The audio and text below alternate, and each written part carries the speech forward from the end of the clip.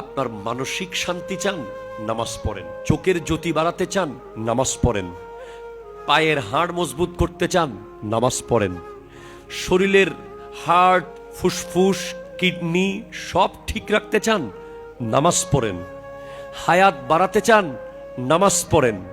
কবরে শান্তি চান, নামাজ পড়েন। চেহারার উজ্জ্বলতা চান, নামাজ পড়েন। গুনাহ মাফ করাতে চান, নামাজ পড়েন। নবীর শাফাত চান, নামাজ পড়েন। আল্লাহর সন্তুষ্টি চান, নামাজ পড়েন। নামাজ না পড়ে কারবালার মাহফিল করলে এটাকে আমি কোনোভাবেই 100-তে 100 পরিপূর্ণ বলতে পারবো না। 2, সবর। কারবালার ময়দান থেকে সবচেয়ে বড় শিক্ষা এই পৃথিবীর জন্য সবর। কারবালাকে যে বুঝবে তার ব্যবসা লস হয়ে গেলে সে পাগলামি করবে না। যে কারবালা বুঝবে সে পরীক্ষায় ফেল করলে পাগল ছাগলের মতো দৌড়াদৌড়ি করবে না। যে কারবালা বুঝবে সে অমুকের মেয়ের বিয়ে হয়ে গেলে খাওয়ার দাওয়াত ছেড়ে দেবে না। যে কারবালা বুঝবে তার বাড়ি ভূমিকম্পে ভেঙে গেলেও সে আফসোস করবে না। ছেলে মেয়ে মরে গেলেও সে টেনশন করবে না।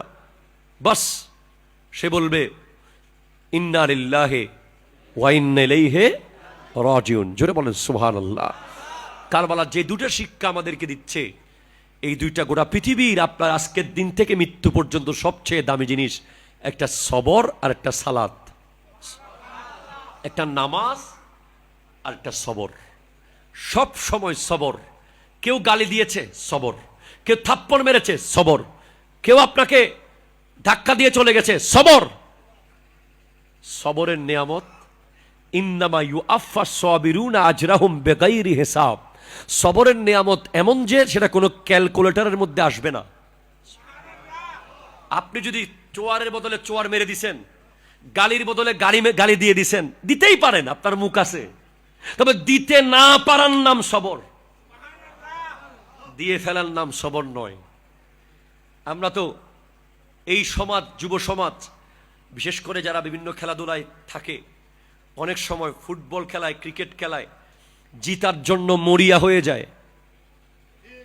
ঠিক কিনা কথা জোরে বলেন না?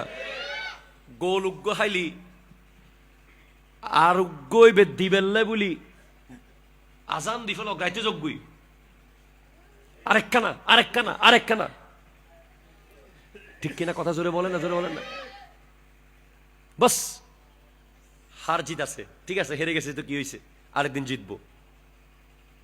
কিন্তু যখন আপনি সেটা না করে নিজের শরীরের উপর জুলুম করতেছেন, তখন একটা ক্ষতি আপনার হয়ে যাবে। ঠিক কিনা জোরে কথা বলেন?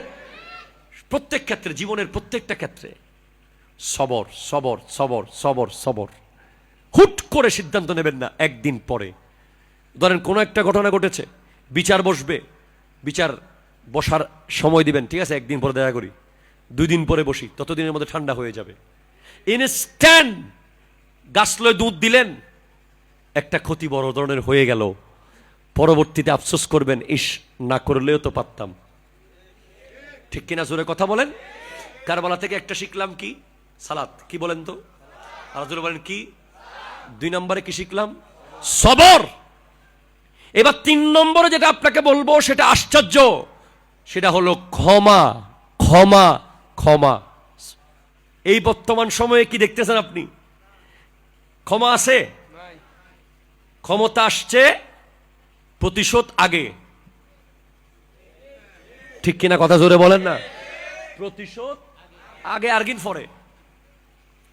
অথচ যারা ইসলাম বুঝবে তারা কোনোদিন প্রতিশোধ নেয় না।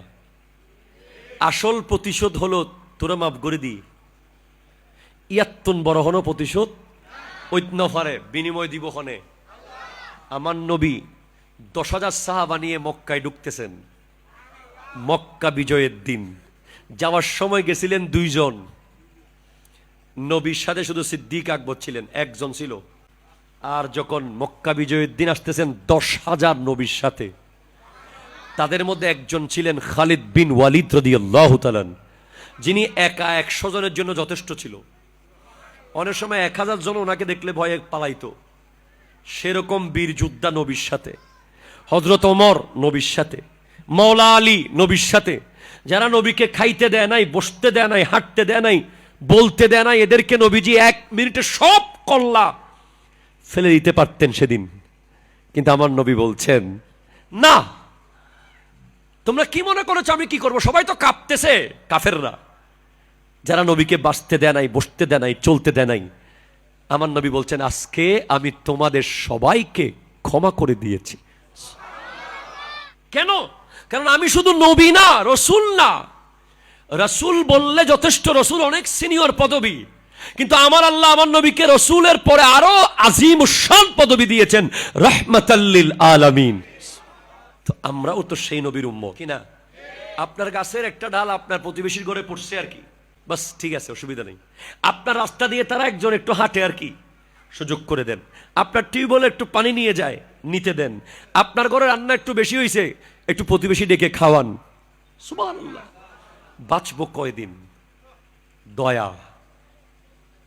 কোন বাঘ কি বাঘ মারছে? একবার ভাবেন, বাঘ কোনদিন বাঘ, অথচ পৃথিবীর সবচেয়ে ভয়ঙ্কর হিংস্র প্রাণী বাঘ, সিংহ, কোনদিন রেকর্ড নাই যে সিংহ একটা সিংহ মারছে। বাঘে একটা বাঘ মারছে, হায়ানা একটা হায়ানা মারছে, সাপে একটা সাপ মারছে। প্রত্যেকেই নিজের গোত্রকে সম্মান করে, আদর করে, মোহব্বত করে বাঁচায়। আর একজন যখন মারতে আসে সবাই মিলে তাকে বাঁচায়। একটা জাত পৃথিবীতে মানুষ যারা নিজের জাতকে মেরে ফেলে। কথা বলেন ঠিক কিনা? সহজে মানুষকে মারবেন না, মানুষের গায়ে হাত তুলবেন না। এ মানুষ আল্লাহর বড় প্রিয় সৃষ্টি, আশরাফুল মখলুকাত। মানুষকে যখন আঘাত করেন সে কষ্টটা পায় আল্লাহ। আল্লাহ লাকাদ খালাকনাল ইনসানা ফি আহসানি তাকওয়িম, আল্লাহ বড় সুন্দর করে মানুষ বানিয়েছে। লাকাদ কাররামনা বনি আদমা, আল্লাহ বনি আদমকে বড় সম্মান দিয়ে বানিয়েছে। এই মানুষের সুরে সুরতে আল্লাহ তার প্রিয় হাবিবকে পাঠিয়েছেন। এই মানুষকে মানুষকে মারবেন না, মানুষের পাশে মানুষ থাকবেন।